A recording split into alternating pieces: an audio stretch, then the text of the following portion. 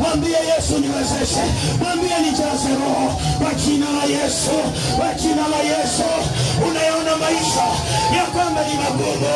Sikiliza nikwambie, wako ambao waliona maisha ni kama magumu, lakini walipoweka maisha yao kwa Yesu, leo wamebarikiwa, wameinuliwa, ya kwamba wewe si wa thamani.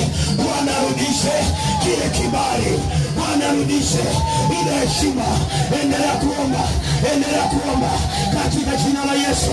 Ninaachilia heshima mpya, ninaachilia kibali kipya, ninaachilia thamani mpya, ninaachilia thamani mpya, ninaachilia thamani mpya, ile thamani, ile heshima, kile kibali kwa jina la Yesu.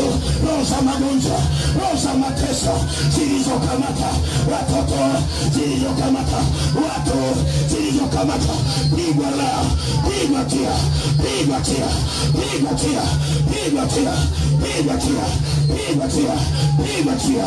Roho ya magonjwa yeyuka, roho ya mateso yeyuka, roho ya vifungo yeyuka. Endelea kuomba, Mungu inatembea.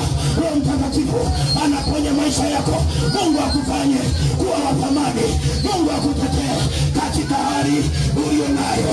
Wale maadui katika wanakuacha, amekuokoa kwa makusudi.